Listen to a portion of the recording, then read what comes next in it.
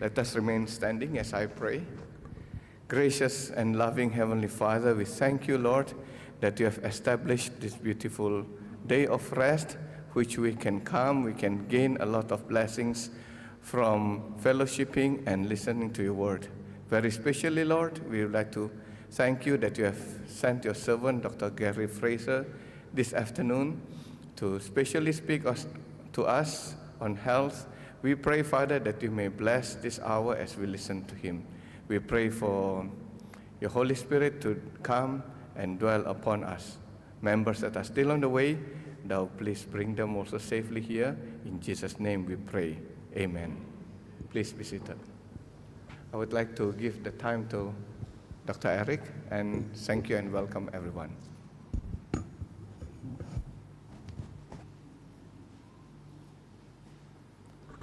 Very good afternoon to one and all. Thank you for coming this afternoon to hear the presentation on the Adventist Health Study. Before the promotion of this presentation, how many of you heard about the Adventist Health Study? Quite a few. Thank you. Probably all those that are exposed to Loma Linda. Yes. Before, in fact, when I went to Loma Linda for my doctorate program, I have heard about the Adventist Health Study, but lo and behold, my doctorate dissertation, I actually draw data from this study, and I've been blessed by what this study has done. And many of us may be wondering, what is this Adventist Health Study? And I've asked this question myself, but when I was there, I learned a lot about this study and have been blessed in the sense that we have, from the Bible and from one of our pioneer of the Adventist Church, Ellen G. White, know about the health message and how a plant-based diet can be a more healthful diet. And what is intriguing to me was that we have now science to prove it. Although it has been, you have read it from the Bible and from the spirit of prophecy, but we have now science to actually show it through many of these studies. So when I realized that Dr. Gary Fraser is coming to Asia, specifically to Penang, I was so excited that I quickly wrote to him and asked him if it is okay for him to swing by to Singapore to bless our people here so that we can have a better understanding of this Adventist Health Study. So let me give a quick introduction of Dr. Gary Fraser. He received his medical degree from the University of Otago and a recipient of the New Zealand Medical Research Council and the National Heart Foundation Fellowship, and also his Masters of Public Health from the University of Minnesota. And in 1979, Dr. Fraser received his doctorate from the University of Auckland. And he became the board certified in California in internal medicine and also cardiovascular medicine. So not only is he a cardiologist, but also epidemiologist. And for the longest time, he has been involved in the Adventist Health Study, almost 22 years. And for the past many decades, have received grants from the American Health Association and NIH, which is the National Institute of Health of America, to have all this study done through the grant.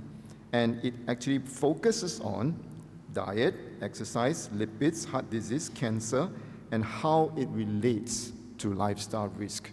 So we are glad today that we have him, who is the principal investigator of the Adventist Health Study, to be here to explain about it more to us.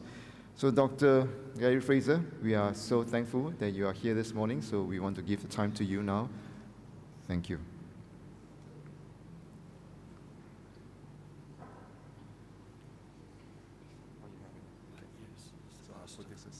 Pastor gave me one and it's got a pointer, I think, so might put this aside.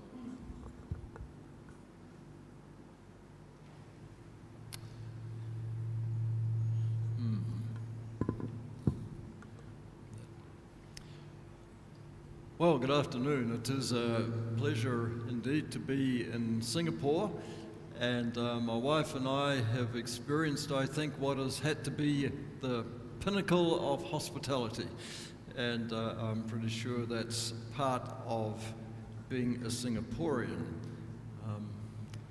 might have to move away from this mic, I think, a little bit. Okay, well, I do apologize for the photo on the screen. You would not recognize me now. My wife thought that they'd pulled the wrong person up, I think, put it up there. But so it was a few years ago, I must admit.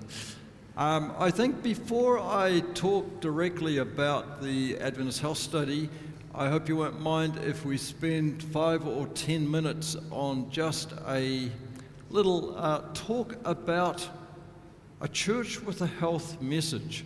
How does that actually fit? Does it make good sense?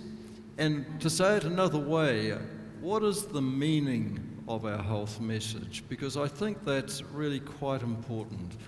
So let me start off by saying that in the beginning, God created heaven and earth. And on the 6th day, God said, "Let us make man in our image, in our likeness, to rule over other things." So I'd just like to emphasize that God created us in His image, and I'll come back to that. God is the Father Creator.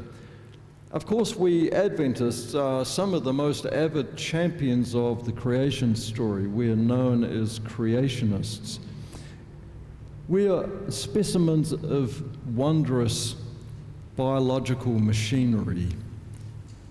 Absolutely wonderful complexity. Can you imagine that a human cell that is smaller than the eye can see is packed with intricate machinery that is complex? Can you imagine that? Machinery that small. You will have heard about the DNA molecule, which is kind of the computer that drives our cells and makes sure that all the chemistry does the right things, because in fact we are really wonderful chemical workshops when it comes down to that. And so yet all this complexity does allow much opportunity for things to go wrong, and unfortunately they eventually always do. This is the human condition, isn't it? Occasionally problems arise during the development of the fetus even, resulting in congenital abnormalities, and that's sometimes a real disaster. So God, our Father Creator, is looking on and seeing all these personal dramas. Things don't always go in the way that we would like, often with pain and disability. And in a small way, I think many of us as parents are Father Creators of our children. And do we not have great interest in their well-being, indeed the perfection of our children, if possible, and somewhat distraught if our child has significant physical or perhaps even emotional and intellectual handicaps? And I've often wondered if this is in part because the children are kind of made in the image of us, their parents. So to some extent they reflect us. But we are made in God's image. What does that mean? Do you think we can talk of God of having a 15-inch collar on his shirt or a size 8 shoe? Is he the image of me in that way? Obviously not. And it seems to me much more likely that we were made in his emotional and moral image. As we read the Bible, we get that impression, don't we? That emotionally and hopefully morally, he's our superior, of course, in every way, but we are an image, a shadow, if you like, of him in those ways, I think.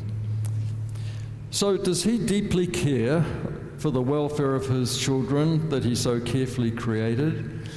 I think he must. He must absolutely, if he has the same emotions and sensibilities as we do. How would you describe the ministry of Jesus here? His representative, God's representative, one of the Godhead on earth here 2,000 years ago. And I think in a few words, it has to do with social justice, with the justification and sanctification of mankind. And thirdly, a ministry of healing. He healed and he healed and he healed. It says in Matthew 4:23 that Jesus went about healing all manner of sickness and disease. Clearly, imperfection and suffering offended him. and offended him as being unjust. So does it make sense that he gives some guidelines for at least delaying some of these unfortunate but inevitable consequences? So a church with a health message is not such a wild idea. It actually makes good sense, I think, when thought of in those terms. And by the way, there's no evidence, I think, that God regarded sickness as a mark of spiritual inadequacy or a lack of piety, perhaps. For instance, in John 9, 1-3, he asked of a blind man, was it he or his parents who sinned? And you remember what he said, neither this man or his parents sinned. In the same context, interesting questions sometimes arise amongst Adventists. Is adherence to the right lifestyle an indication of greater perfection? And this is where I'd like to go a little bit. Are vegetarians, and especially vegan Adventists, superior Adventists? That's the question, isn't it? Let me point you in some directions for further reflection on that. I've always found Romans 14 a rather marvelous chapter in this regard. For instance, Romans 1-3. It says, I now pass to another subject. This is Paul speaking to the Romans. Welcome among you a man whose faith is weak, but not in order to pass judgment on his doubts. One man's faith allows him to eat anything, while a man of weaker faith eats only vegetables. Did you hear that? A man of weaker faith eats only vegetables. Now, you might be kind of surprised that the director of the Adventist Health Study chooses to talk about that. But I think it's really important because it's in the Bible. We can't ignore it. Paul was saying something, and I think it's actually quite helpful. Because you see, Paul is unequivocally stating here that eating only vegetables, or not taking this stand, is not a matter of impurity or uncleanness, and he means moral uncleanness. Paul was not writing as a physician, he was a theologian, and he had something to say. He was talking of spiritual purity, and diet, he's saying, is not directly related to this. He was making no comment about health consequences because he wasn't a physician. Health consequences were not his concern here. You can go back to Leviticus 11, 12, 13, 14, and you'll see some really good stipulations and recommendations for public health around that part of the Bible. So I think adhering to best public health practice should be thought of as a spiritual discipline. What are spiritual disciplines? They're things like Bible study and prayer. They're aids to righteousness, but they're not direct measures of purity or righteousness itself. For instance, is someone who prays for 2 hours a day more righteous than someone who prays for 15 minutes a day? Probably not, maybe so, but that would not be a way to make a judgment. Think of Jesus' sarcasm when it came to the Pharisees in Matthew 23. On the outside you appear to people as righteous, but inside full of hypocrisy and wickedness.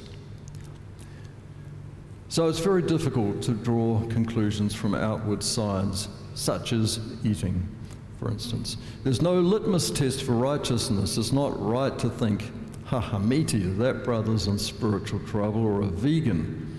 What a paragon of spiritual purity. It simply does not work that way. And there's a somewhat marvelous conjunction in this same chapter. For instance, if I go to verse 10, but you, why do you find fault with your brother? Or you, why do you look down upon your brother? We all stand at the bar of God. And that kind of thing is stated several times in the same chapter. So there's a nice juxtaposition there, aren't there, of these two related but separate things. But it's possible, and in fact likely, that good health, and I think an attitude of care for God's creation, our bodies, are aids to spiritual progress. And that's what we mean by a spiritual discipline. How about the advantage of an extra few good years to continue to witness for God's love as well? So that, I think, is an important thing from my point of view to bear in mind as we judge the meaning of what our health message is. So Adventist health is something to be excited about. About 50 years ago, the Adventist Church took the risk of allowing scientists to examine this part of their faith using scientific methods and statistics. And no one knew what the result would be. And there was some discussion at the General Conference as to whether this would be a good thing to allow to go forward, but to their credit, they did. This was back in the 1950s. The studies of Adventist health have been funded by the US government since 1958, a very long time. At that time, academics considered the vegetarian diet actually as unhealthful. The American Dietetic Association did not recommend a vegetarian diet. And things have changed. We now have some answers. There's more than 350, probably closer to 400 now, scientific papers in the peer-reviewed literature, scientific literature, relating to the health of Adventists, and a book published by Oxford University Press. So what I'd like to do now is to show you a few results coming from our study of 96,000 Adventists all living across the United States and about 4,000 in Canada. And so let's go ahead and see what we have found. First of all, there was an interesting sub-study that I really don't have time to spend more than a couple of minutes on, but I know that some of you will be interested. And that is the whole question of religiosity itself in health. Because one of the reasons that we got funding for a study like this is that we had something special we could say and do and investigate that others could not. What's special about Adventists? One, they're religious people.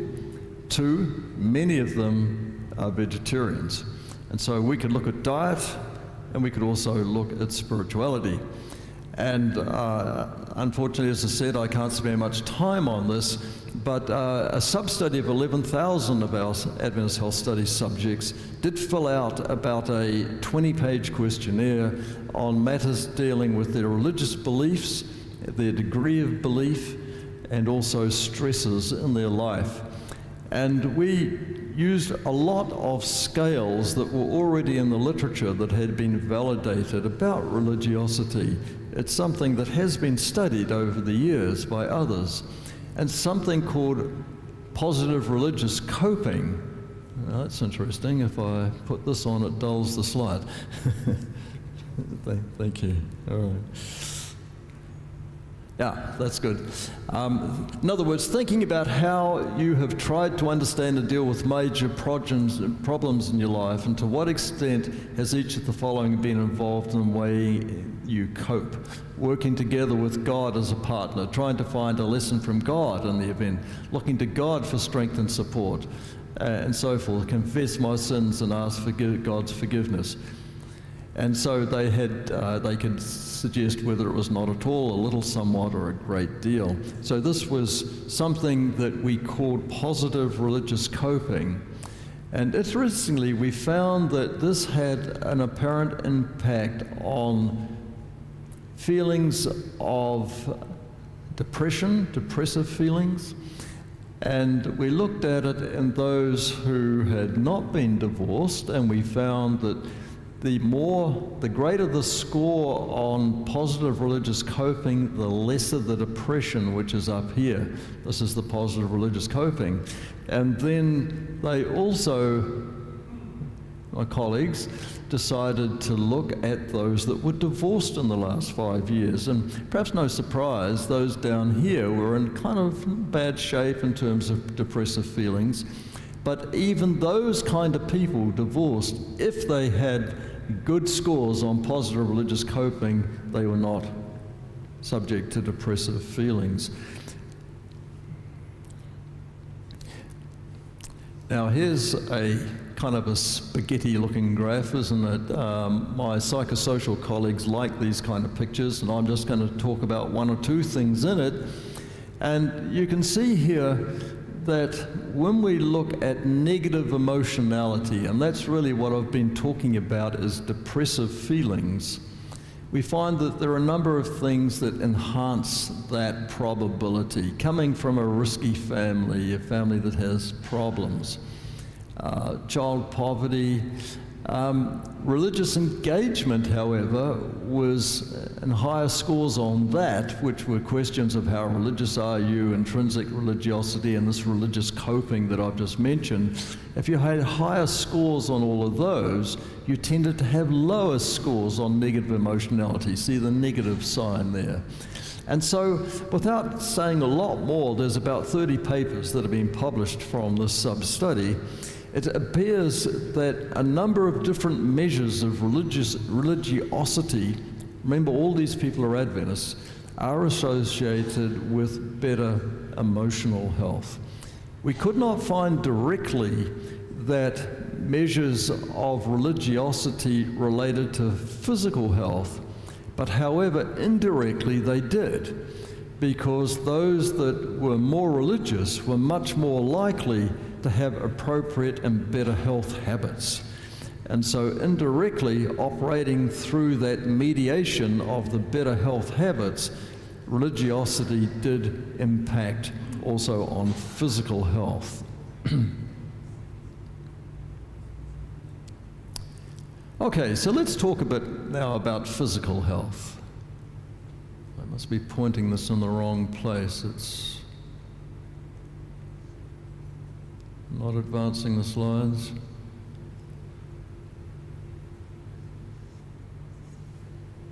Yeah, I can go back. Oh.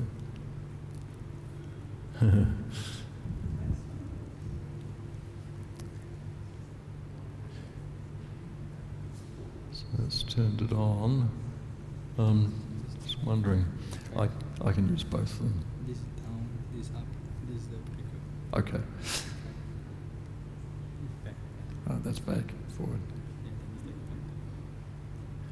Okay, very good. Okay, thank you. So, physical health. And so the question does come, why should we study Adventists? And there's two or three, and some more technical reasons also that I've taken off the slide. But one is that, of course, we don't smoke cigarettes, and very few drink any alcohol.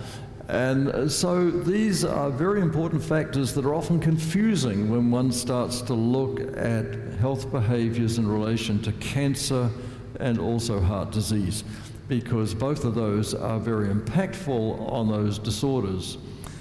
And secondly, and most importantly really, is that the Adventists have a wide variety of health experience, particularly dietary habits. In the United States, about half of Adventists are vegetarian and half are not. So we've got the vegans, we've got lacto-ovo. The vegans eat no animal foods at all. The lacto-ovo, they allow dairy and eggs. The pesco-vegetarians, which you might say, are they really vegetarians? Well, we put them in there because they're very much like lacto-vegetarians, but the only flesh food they eat is occasional fish. And then there's the non-vegetarians, and they were the people that we defined as ate meats, including red meats that had to be, or poultry, at least once each week.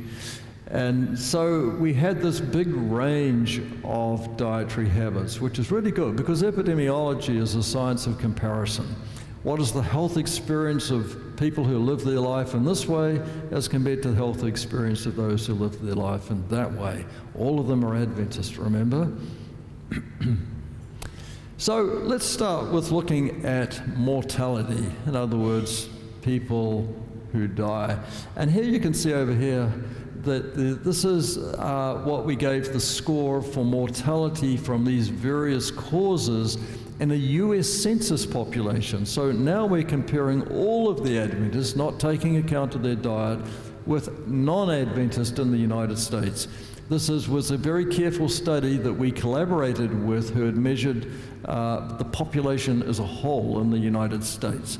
And we found here that when we looked at all-cause mortality, that the Adventists had a 33% lesser risk of dying at any particular age. And you see it's to the left of this line here, which means it's less. That's at age 65, those who were dying relatively young, that were particularly not seen in the Adventists. And at age 85, we still had about a 22% lower risk of dying. Dying from cancer, still to the left of this line of the non-Adventists, and dying from all other causes even further to the left. We're getting about a 40% reduction.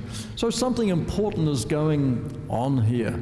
And this was adjusting for education. It was tossing out the people who were current smokers from the non-Adventist group, and even adjusting carefully for smoking habits and those that have been past smokers in both groups.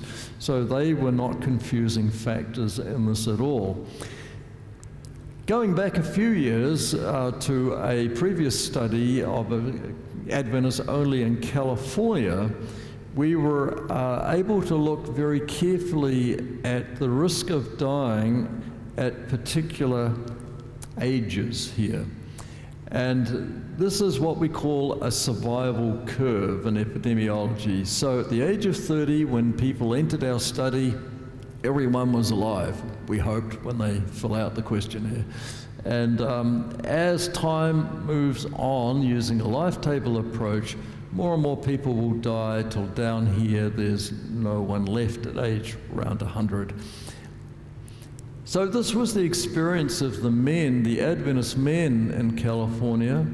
This was the experience of the general male population in California. And you can see there's quite a difference here. Our curve, the Adventist curve, has moved to the right. We call it squaring of the curve. And I could show you also a picture like this in the woman, but in the interest of time I will not. It looked very much the same, except the difference was not quite as great. And we can express this apparent benefit in mortality that we found in the Adventists in many different ways. One is that at birth, the men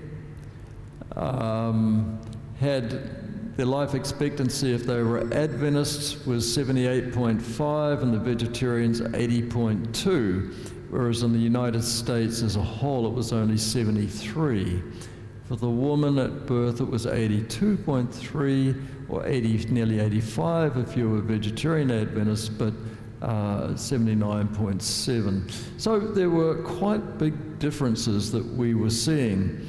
And looking at it another way, the percent of people surviving to age 85, males, in the United States as a whole, about 20% of men will survive to that age, but it was more than twice that in the Adventists, and nearly half of the vegetarian men. And for the woman and the general population, about 40% survived to that age, 54% of the Adventist women, if they were vegetarian, 60%. So these are big numbers, particularly if you're like me and you're beyond, just a little bit beyond the expected age at death in the general population, and those extra few years, they're kind of important. 4 years roughly in the woman, and about 7 and a bit years extra in the Adventist men in California. And you might say, well, okay, so what are Adventists dying of? They're dying a lot later. Did they die of the same things, or did they die of different things? And the answer is quite interesting. Here we find in general Californian men and general Californian women the percent who are dying from these various causes.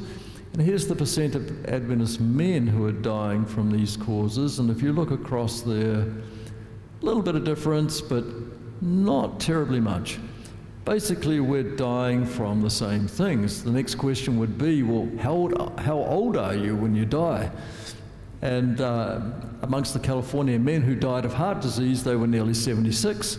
But the Adventists who died of heart disease, men were 83 on average. And if you look down this list here, it's quite striking. There's that difference of roughly 7 years for almost every cause of death, which is quite unexpected. I would not have predicted that. I would have predicted that Adventists might be living longer in some things, but maybe not others. And I think it indicates that probably what we are doing in terms of primarily diet and maybe physical activity and some other things that we could talk about is affecting some rather fundamental rate of aging in the cells as a whole, because most of these things we're talking about here are diseases of aging, aren't they? Cancer, heart disease, and so forth. We also found with some careful analysis that we appeared to be able to explain about 10 years of life expectancy based on 5 relatively simple factors. You know, some Adventists were pretty good on the scale of these factors, and some Adventists were not so good, so we had this range of experience that we could relate to these kind of things. So we found that roughly, whether or not you're a vegetarian, whether or not you ate regular small quantities of nuts, we'll come back to that, being careful to keep an optimal body weight, regular vigorous physical activity, and never having smoked cigarettes, each of those roughly added about 2 years of life. So you could easily get a 10-year difference just apparently by the things that you chose to do. I published a paper called 10 Years of Life as a matter of choice around that time. And it turned out that about half of our Adventists were losing about 4 years of the possible 10 that they could have, because, you know, not all the Adventists are perfect on these factors by any means. In fact, very few are. So another question that then immediately arises is, are these extra years good quality years? Because there's not much point in having a longer life expectancy if you're demented or in a nursing home or something of this sort and not experiencing good quality. And so this is an interesting slide here. There's a well-known scale called the SF-12 that looks at the quality of mental health, the quality of life. And this is in women. And you can see the black here are the US normal values in non-Adventists. And here are black and white Adventist females, and they hang above the norms very clearly at different ages. And here is the same thing in males with very much the same result.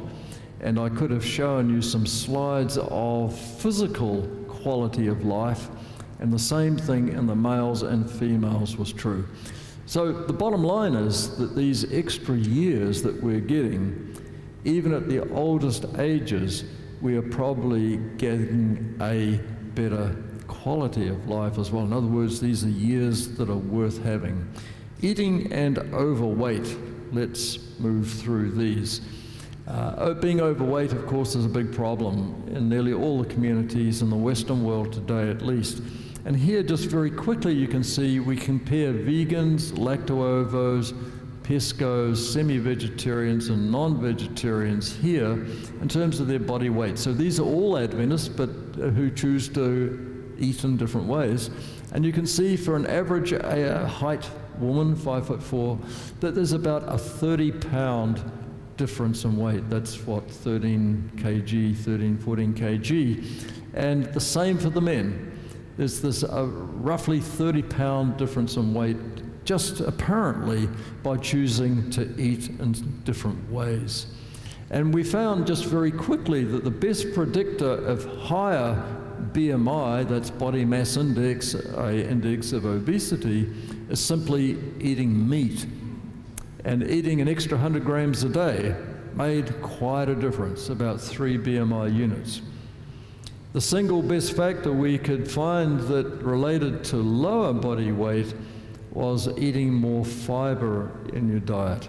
So one important point is that the vegetarians were having kind of a double advantage here, because what they did eat was important, all the fiber, But what they didn't eat, the meat, was also important. So they were getting a benefit in both ways. I just want to, this is a slide you can probably hardly see, but it'll be an indicator for me to talk. You don't need to try and look at it too much. What we also found was that for people who chose to eat their meals in a particular pattern, that this also related to the accumulation of body weight over decades and time. Specifically, if you could organize things so that you did not eat a whole big meal late at night, in fact that your latest meal or eating you had was somewhere around, say, 4, 5, 6 o'clock, and then you had at least a 14-hour gap until you had your breakfast the next morning, then you were better off. And people who were able to do that, that had an overnight fast of at least 12, 14, 15 hours, they gained about 20 pounds less weight during the aging process, which is probably most of the weight that people tend to put on as they get older and increase their weight. I'd like to now look quickly at some heart disease risk factors. These are factors that make it more likely that you're going to develop heart disease, well-known factors. And we found that, again, looking at the vegans, the lactose, the pescos, and the non-vegetarian Adventists, that there were many more in the non-vegetarians that were currently on treatment for high blood pressure. And then we went out and measured blood pressure in groups of these people and found the same thing. It wasn't that they just didn't go to the doctor, the vegans, and therefore never got treatment. They didn't actually need the treatment. When it came to currently treated type 2 diabetes, just this remarkable, roughly threefold difference in the vegans. The vegans here are also much less likely to be treated with cholesterol medications, and moreover, we went out and measured cholesterol on several hundred, and we found the same kind of relationship. So this is making vegans start to look pretty good, isn't it? But just hold your horses. There's more to say about that. But for cardiovascular disease, being a vegan is, I think, a good choice. But of course, that only accounts for a proportion of the things that people die from. So now looking directly at heart attack, we've seen that many of these risk factors are lower. Does that actually translate to lower heart attacks?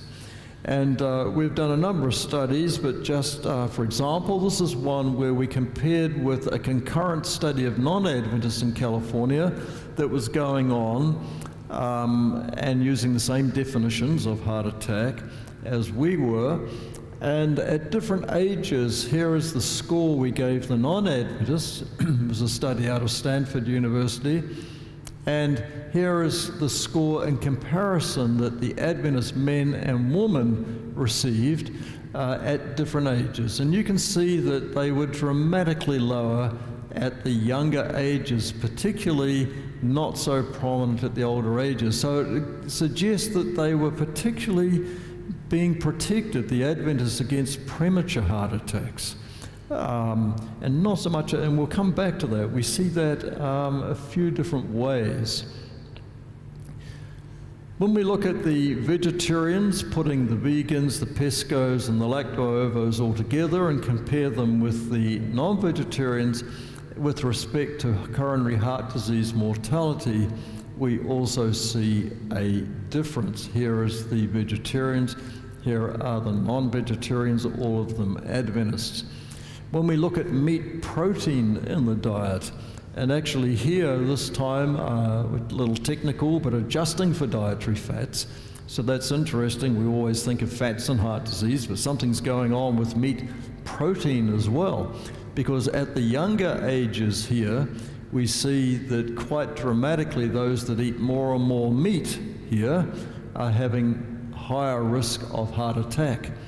At ages 45 to 64, also this relationship. But look, as you get older here, the impact of a vegetarian diet seems to wane.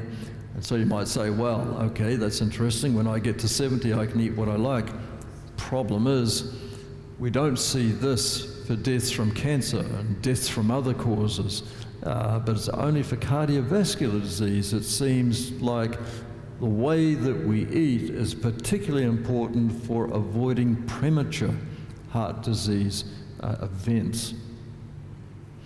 We also, for the first study actually, to discover that nut consumption appeared to be protective against heart attack. Not sitting in front of the TV with a bucket of nuts, there's a lot of calories there, but just a small handful every day, 4 or 5 times a week. And our data prevented about half of heart attacks, which is really dramatic. A number of other studies have now confirmed something like that. Sometimes they would only show that they prevented 30 or 40%, but it was major, it was big.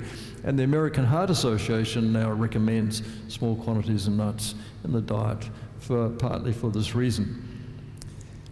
So quickly, as time is passing, let's look at cancer. And we're back now to the census population, where the line that you can probably hardly see there is the census, the non-Adventist population. And when we look at all cancers, we have about a 30% reduction. And many of these spots here for particular cancers are lying to the left of the line. And so that looks kind of interesting, at least, that something's going on with respect to cancer deaths as well. So these are more of these survival curves, but a little different here. This predicts survival free of colorectal cancer. So I'm looking here at colon cancer, breast cancer, and prostate cancer, the 3 commonest cancers in the United States. And here we can see the vegetarians, they're pushed to the right. Their curve's a little bit more squared than the non-vegetarians. All of these people in this whole slide are Adventists. We're not comparing without, we're just comparing within people who live, and they're heavily adjusted for a large number of potentially confounding covariates, for those of you who understand those things. So the vegetarians are doing better in terms of colon cancer. We find here that the red line is the non-vegetarians, and these are the lactose and the pescos in here, and there's really no difference between the red line and them with respect to breast cancer. But look at the greens here, they're the vegans. And there's an indication there that they appear to be a little different. If we look at incident prostate cancer, and we give the non-vegetarians a score of 1 for risk, the pesco-vegetarians are only 1.07, there's really no difference there, there could be chance. And the lacto-ovos, 0.96, same thing, really no difference. But the vegans, again, have about a 33-34% decreased risk of prostate cancer. So that's interesting. Something looks like it's going on there. What's the distinction between the vegans and the, say, lacto-ovo vegetarians? It's dairy consumption. Now, there are other things. They tend to replace the dairy with more fruits and vegetables and nuts, but in the definition, it's definitely dairy consumption. So that led us to think about looking at dairy, particularly with respect to these 3 cancers, and came up with some interesting findings, some of which are somewhat controversial. Well, it turns out when we looked at our population, those who were in the top 90 to 100% of milk consumption or dairy milk consumption, and they were averaging about 372 grams a day, as compared to those who were in the bottom 10%, and in fact those that really didn't consume any dairy milk at all, these are all Adventists, we found that the high consumers had lower risk of colon cancer. But then we thought a little bit more and thought, well, you know, what's special about dairy? It contains a lot of calcium, everybody knows that. So we looked at total calcium in the diet, not from just dairy, but from all causes, and found again those that were the high calcium consumers compared to the low calcium consumers. It was the high calcium consumers that had about a 50% reduction in colorectal cancer. So that suggested that in fact the reason that dairy seemed to be protective was perhaps because of its content of calcium, and yet our population, very different to most other populations, got about 80% of their calcium from non-dairy sources. So it's very clear that perhaps if you're interested in calcium and its protective effect, apparently, you don't have to drink dairy milk so long as you get good calcium from vegetable sources. Then we looked at prostate cancer in relation to dairy consumption. And that turned out something which wasn't totally unexpected, because other studies had found that there was a relationship between dairy and prostate cancer, although it wasn't really confirmed. It was thought to be possible rather than even probable, and that's still the case. But our data is very strong in indicating what we call a non-linear. See the curviness of this relationship here. More milk, more prostate cancer. This means by the time you're drinking 1 cup of whole milk a day, over a long period of time, that you've got a more than 50% increase in risk of prostate cancer in our data. And in fact, this is so steep here that even relatively small quantities of milk, day by day, over a long period of time, seem to be associated with substantially higher risk of prostate cancer. And this is unlikely to be due to chance. There was nothing we could do to make it go away, whatever other factors we threw in the model, and this was heavily adjusted for all kinds of covariates, anything else that could relate to prostate cancer that we could come up with, other dietary factors apart from dairy, and this is what we found. Interestingly, when we looked at cheese and yogurt in the same way, we did not find such a strong signal. So then we said, well, okay, we had previously found that breast cancer looked like the vegans had some advantage. We must look at dairy there as well. And when we did, we found something here which actually looks quite different, but those mathematicians in the audience will say, ha-ha, you used a log scale here. So that's a little confusing, but let me just say that if we had used the same approach exactly as we did for prostate cancer, the curve here would look like this again. And again, this is unlikely to be due to chance, because these measurements over here tell us something about whether this could be a chance wobble in the data. There's only about 1 in 1,000 or 1 in 10,000 that's likely to be the case. So something is going on here. And so we asked ourselves, what could it be? And it turns out that there's a tissue hormone called IGF-1, which could be one possible causal mechanism, because we know that it's a risk factor for both prostate and breast cancer. And we also know that dairy protein raises IGF-1. So that's a possibility. The other thing is that about 75% of the dairy cows in the United States are pregnant at any one time, and they're all lactating by definition. We get their milk. And it turns out that there are low quantities of bovine sex hormones in the milk, and maybe exposure to those over long periods of time has an adverse effect on these two cancers, which you will notice are the hormone-dependent cancers that we know about. I should say that without going into details, that we're able to look at regular milk and low-fat milk, and there was no difference. We found the same thing, so it looks like it was not the fat.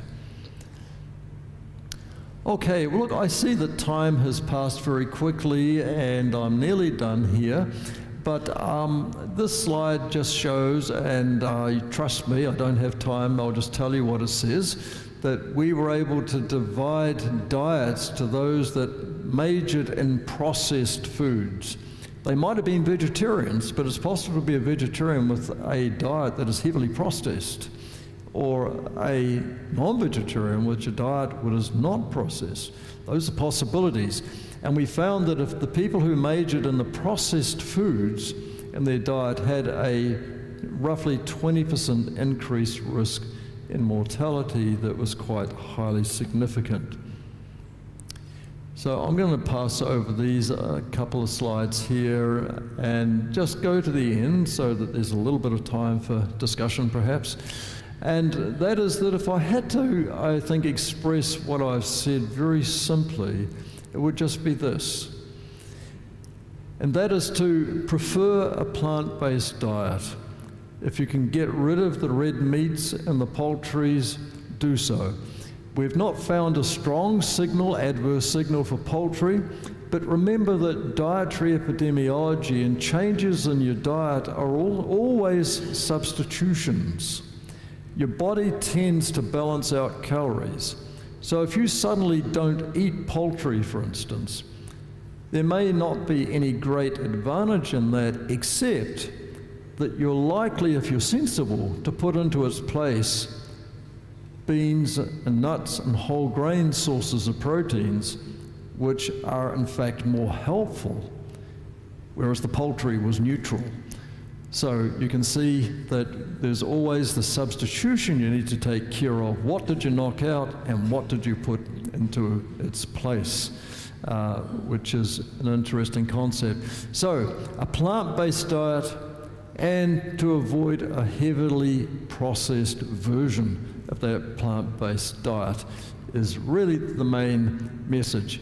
And finally, you see a lot of stuff in newspapers, and you hear on the radio and on YouTube and so forth, things which are sometimes contradictory.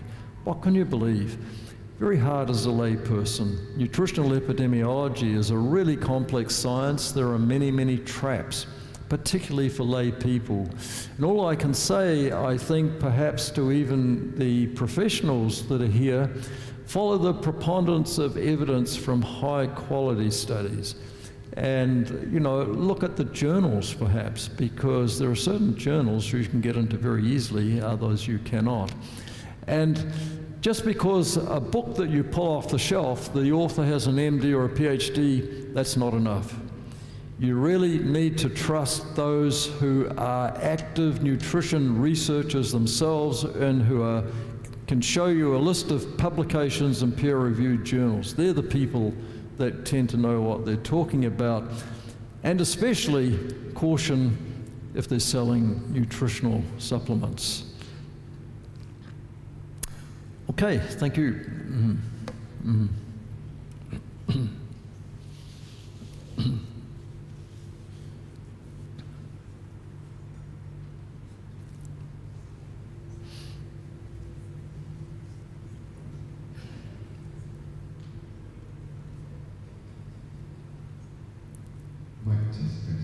Thank you, Dr. Fraser. It was indeed a good explanation of the healthy benefits of the plant-based diet, especially proven from looking at a huge amount of people, almost 100,000, and especially comparing between the Adventist and the non-Adventist and the California men's.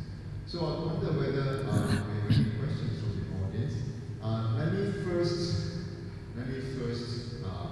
put some guidelines. I know there will be many questions, and we would like to focus on something that pertains to this, so that at least we can keep our discussion more focused. So yes, there's one from there. There you go.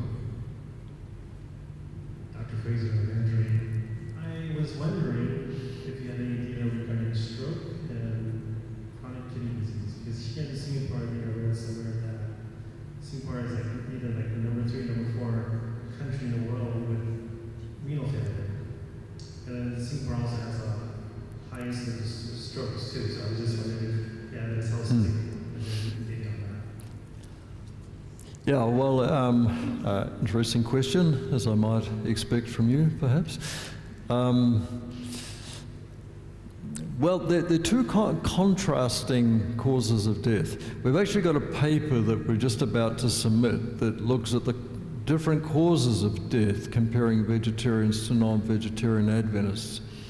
And for most of the causes that we would expect, such as cardiovascular disease, different kinds, diabetes, deaths, we find exactly as we would have expected, that our non-vegetarians are doing better. And I might say that when I have been comparing our Adventist vegetarians to non-vegetarians, that's a tough comparison for this reason, that our non-vegetarians are low-meat non-vegetarians. On average, they're only eating meats about 3.5 times a week. So we're not big difference there, but we're still seeing effects on disease. And we also saw it for infectious diseases, that there was some benefits, which is interesting, something that we haven't really explored very much. But the interesting thing was that for stroke, it almost looked like it tended the other direction. We don't know yet whether that's the case. It wasn't very secure, very borderline significance. So we have to figure that out a lot more, and we wonder if that might have something to do with vitamin B12, because something I meant to emphasize and did not, let me take the opportunity. If you choose to be vegan, or if you're older and even a lacto-ovo-vegetarian with not very much dairy, you must substitute with vitamin B12. There's no question about that. Vitamin B12 deficiency is quite common in older lacto-ovo-vegetarians, because as we get older, in fact it's common in the general population, as we get older we do not absorb vitamin B12 as well, and if you're not having a lot in your diet, you'll potentially be in trouble, and that can lead to pernicious anemia and neurological problems and dementia and so forth. So be careful with vitamin B12, but the stroke question does raise a little bit. Should we be concerned about long-chain omega-3 fatty acids as well? We don't quite know what's going on there, and I don't really want to make much of that. But on the other side of the coin, the cause of death, which was most prominently protected, was chronic renal failure. In other words, the vegetarians had about a 50, in fact in younger people more like 70% protection from chronic renal failure. And we think that's probably got to do with particularly diabetes and hypertension, which are very prominent causes of chronic kidney disease.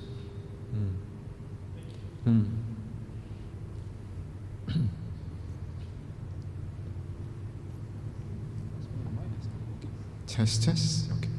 Anthony? Excuse me, I just saw a chart that says that the impact of dairy on cancer such as colorectal, the prostate cancer and the breast cancer, it seems to have an impact. But you also say that cheese and yogurt doesn't seem to have that same impact, is it? I just want to clarify, is that the point? Yeah, important point. A lot of cooks are quite pleased that we found that, and that's kind of what we did find. We didn't find any clear evidence of effect, and it's possible, I mean, one possible explanation for that is if it's the bovine hormones, we know that the preparation of cheese and possibly of yogurt will diminish and degrade some of those hormones, so that could be that, but we really don't know. But you know, I think having said that, that doesn't suggest that we should major in cheese, because it is saturated fat after all. And, yes, moderation is a key word. Any other question from behind? Right. Coming up. Yeah, hi, Dr. Fraser. Can you... Sorry, I can't hear you. Yeah. Can you hear me now? Yes. Okay, great. There's one with bone problem, all right? And that is osteoporosis. And somehow somebody tries to offer eggs, all right? And that is what usually you ban, you see? And even things like cottage cheese or yogurt and all that. So how to solve the problem, you know, when it comes to this bone problem? I think I got that. Perhaps you could repeat it, would you mind, Eric? Are you saying that bones? when it comes to osteoporosis, Yes, having milk and cheese will be good or not good? Probably that's what she's trying to ask. Yes. Well, it's interesting. So you're probably thinking about the calcium content in dairy in relation to bone health.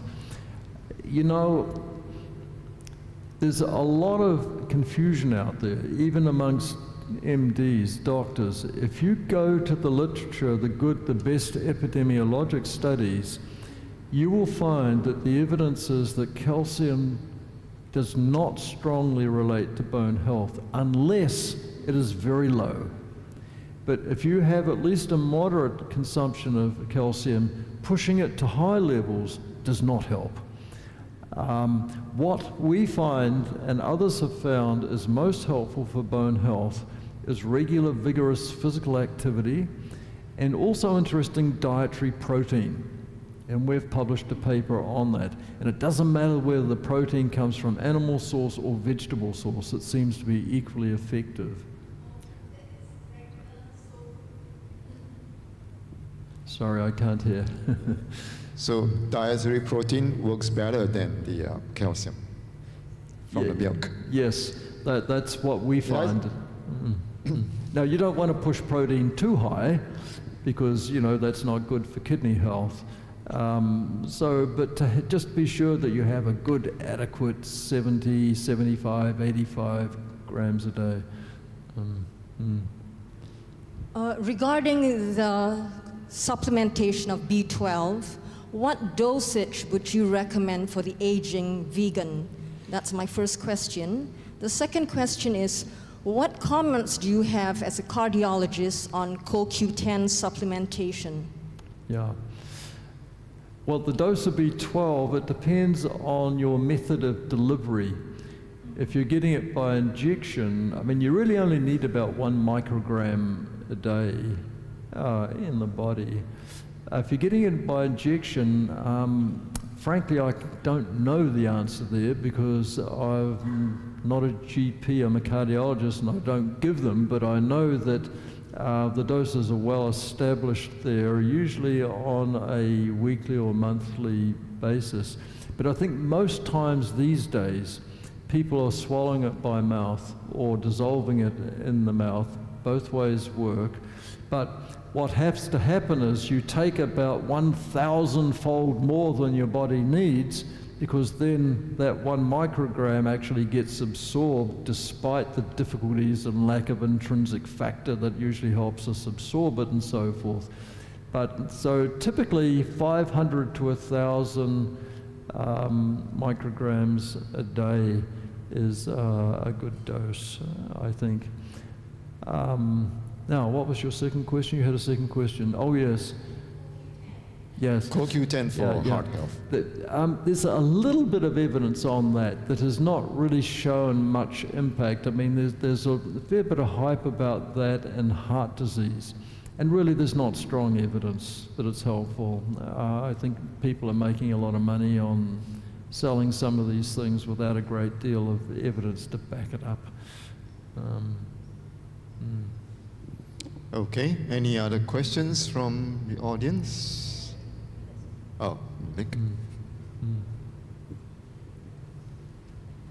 Thank you. I want to ask, is it correct? Because someone told me that the vegan is easily to get dementia when they getting older.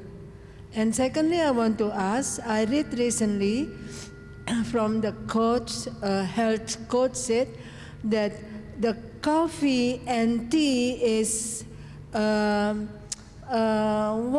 of the good things to avoid the heart attack. Okay. Yeah, thank you. No, I'm sorry, I didn't get your first question. I got your second one. Perhaps someone could repeat that. The first question is vegan having a high risk for dementia. Yes. Well, that relates to vitamin B12, at least in the way that we currently understand. There could be more to it than that. But if vegans don't supplement for B12, then they are certainly at higher risk of dementia. That's just part of having what we call pernicious anemia, which is the whole vitamin B12 lack syndrome. So in terms of checking whether we have more or less dementia in our study, we're in process of doing that now, but we do not have the data as yet. Fortunately, most of our vegans in the United States in our study do supplement with B12, so hopefully we'll be okay. The coffee-tea question is interesting. Now, you know, coffee and tea both, well, the coffee has caffeine, tea has theobromine, but they're kind of stimulants. They're stimulants to our nervous system, they're stimulants to our heart, they affect the kidneys to some extent, and so forth. Well, it's very clear that any drug that is active in our body, we don't want to overdo the use of that, and also it has mild dependency, so if you're used to coffee and suddenly you can't get it, it's not like an opiate or something like that, but you know, you can get some headaches and some irritability for a couple of days. There used to be said that there was a lot of evidence regarding coffee consumption and cardiac irregularities, cardiac arrhythmias. Recent studies have not shown that there's very much going on there, but if you're drinking 5, 6, 7 cups a day, maybe there's probably something of importance there. The interesting thing is that coffee, which of course has become very much more common in the United States and many other countries, probably here as well, is a complicated variable because you can prepare it in many different ways. If you go back into the 1990s, there was quite a literature that was coming out of Scandinavia that was suggesting that coffee drinkers had higher rates of heart attack. But no one else could confirm it. In the United States and the UK and so forth, none of the studies showed that. And it turned out that the way that coffee is being prepared is probably important. And in Scandinavia, they use what they call boiled coffee. And I don't know too much about that, but I think it was mainly that the beans were ground up and kind of thrown in a pot, and then the juice was drunk. But in the United States, most of the coffee that we drink, or a lot of it, particularly in the homes, is carefully filtered. It turns out that there are a number of acids in the coffee which are effective in raising blood cholesterol. And I suspect that the filtration process in the United States maybe takes those out, because we do not find a higher risk of heart attack in studies in most countries, actually. Interestingly, what we do find fairly consistently is a lower rate of diabetes with coffee consumption. Now, whether that means you should drink coffee, I wouldn't say that. It's just like one of the things about smoking, if you've got Parkinson's disease, smoking gives you a lower risk of Parkinson's disease, but we probably don't recommend smoking. Or there's a little bit of evidence that alcohol consumption slightly lowers the risk of heart attack, but it's got so many other bad things that we don't recommend that, of course. And it could be that coffee is like that. Probably 1 or 2 cups of coffee a day is not going to be a big problem, certainly not for heart disease. As a Seventh-day Adventist, how would you answer this question, this theory or concept that the Mediterranean diet helps to prolong one's life, and they advocate the consumption of red wine? How would you answer that question? Well, now you're putting stress on me, aren't you? But yes, she is. Well, you know, the Mediterranean diet has many components. And you know, you have these scores that you add up for various things. It doesn't mean that every one of those components is important, actually. All they're really saying is that this is the way people eat and drink in that part of the world, and they seem to have lower rates of number of diseases. But apart from red wine, the way that they live is very much like exactly what we're promoting here. They may have a little meat, but it's more of a condiment rather than a main dish at different times. So the Mediterranean diet and our Adventist diet, even to some extent the non-vegetarians, they would have a very good score on the Mediterranean diet.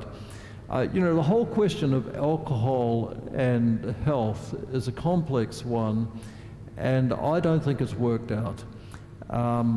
The only benefit that one can still talk about a little bit is mainly on risk of heart attack but it's probably a small benefit. There's still a lot of controversy in the studies. Did they really adjust for all the factors they need to? Were the people in their studies who now don't drink, were they the people that used to drink and got into trouble, and therefore they're going to have a higher risk still? And so there's all these factors. But what we do know is that there's a huge amount that can go wrong with alcohol. Too much alcohol, and of course there's probably 10-15% of the population that lose control and become alcoholics, will actually cause a cardiomyopathy, which is a cause of heart failure. It doesn't cause heart attacks per se, it doesn't clog the arteries, but it weakens the muscle of the heart. We know that it does terrible things to the liver. We know that it's a causal factor on a number of the cancers, particularly in the throat and the esophagus, probably stomach, maybe pancreas. And we know that there's tremendous social disruption that comes from it. Accidents in cars, marital disharmony, and on and on. So no responsible public health official would ever recommend alcohol. And why it's 1 score in the Mediterranean diet, I suspect that it really doesn't count for much. But it's just a description of how those people choose to live their life. All right. 2 more questions. Oh, there's one there. Okay. I'm going to pass to you. Thank you. I'm a vegan, so I've been taking a B12 supplement. But what happened is that when I went for a blood test, my B12 level is kind of high. So the doctor say lay it off, maybe take it once, couple of weeks. But I've also read articles saying that B12, even though the level is high, it doesn't really hurt us. So does it hurt us, or it will not hurt us? Yeah, that's right. It really doesn't matter. You just excrete it. Okay, thank you. Yeah. I have a question here, too, which is you said the study was conducted on the 96,000 Adventists in California. No, I'm sorry. A little confusing there. Let me just clarify. Okay. There's 2 studies, and I quoted a little bit from both. There was one older one, 34,000 in California. 96,000 was another study right across the United States.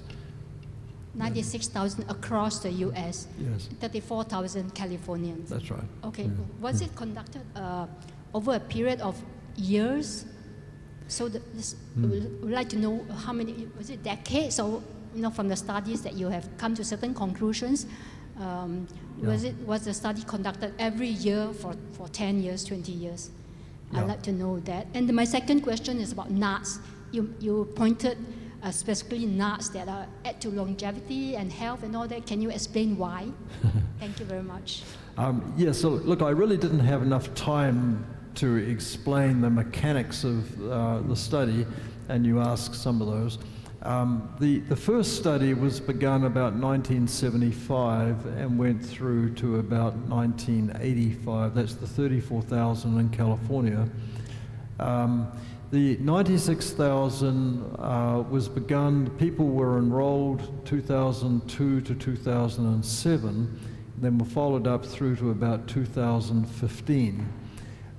We only measured diet, we measured diet at several points through the study, about 3 points, but we ended up only using the baseline because that had the most detail, and we established evidence that particularly older people over the age of 50 or 60, let's call older, that where most of the events were happening, their diets were very stable, and we've published that.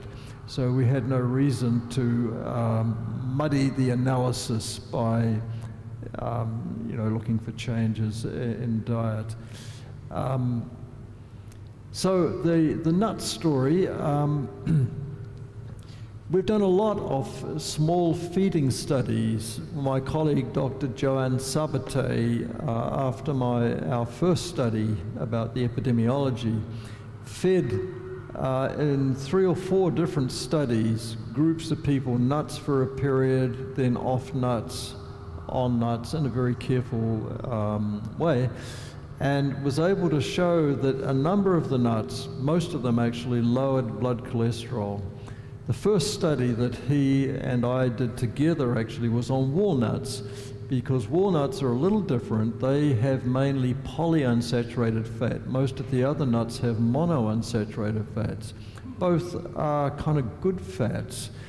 And the walnuts particularly lowered blood cholesterol, but so does almonds and pistachios.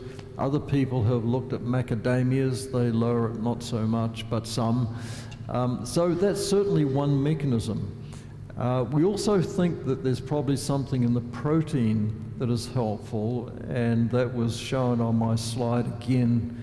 Here, actually, I showed you meat. I had another slide I could have shown on nut protein that showed the protein even adjusting for the fats in nuts seemed to be protective against heart disease death. Now, you mentioned longevity and so forth. I don't think there's a lot of very clear evidence on that. The clearest evidence is on cardiovascular disease. Okay, I guess we have allowed enough questions pertaining to today's topic.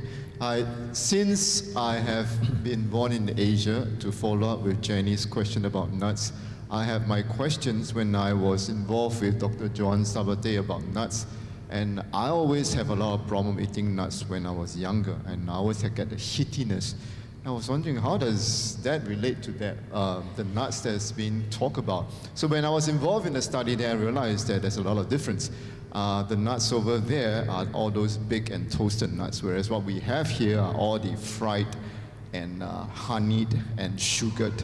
So there's a lot of difference. So the healthy nuts, if I may say, are those that are just purely simple, plain, unadulterated, if I may use the word, so that those are the healthy content that we're talking about. So for those that are used in the studies are like those. So yes, if we want to reap the benefit of nuts, please take it in a form just as it is, bake or toast. All right, without much ado, I would like to end this session and would like to, let's give a hand or wave to Dr. Fraser for all the things that he has shared with us. And tomorrow we have another session. These are the one that we held in Youngwood Wellness Center. We have, as you may know, a series that we have been having since May on different topics, and we are glad that he's going to share with a group of the community people that we have been following up with on how can I live long and stay healthy. So if you have friends that you would like to bring along, if you have colleagues or family members that you would like to let them have a better understanding of what the Adventist Health Study have shown, how a plant-based diet can actually be helpful. So bring them along, all right? And that will be at 4 o'clock tomorrow at Youngwood Wellness Center. Without much ado, maybe I can invite all of us to rise as we close in prayer. Thank you very much. Let's pause forward. Father in heaven, we thank you for this precious moment that we are able to understand more about your health message as pertaining to how you have, through the science and many research studies that's been conducted, to affirm what you have shown us both in the Bible and also in the spirit of prophecy. And we thank you for many good, helpful guidelines that you've given to us so that we can maintain and upkeep this amazing body you've given to us so that we can actually best use it for your honor and for your glory. May we be able to share this news too to those around us so that indeed we can use the health message as the entering wedge to help many of the people that may be having challenges with their health and actually having the ability to upkeep a healthy lifestyle. So Lord, we ask for your blessing as we close the Sabbath and be with us as we return to our different homes, and most of all, continue to keep us healthy. In Jesus' name I pray. Amen. Thank you very much, and a very good evening to all of you. See you, if you can, tomorrow at Youngwood Wellness Center. Good evening.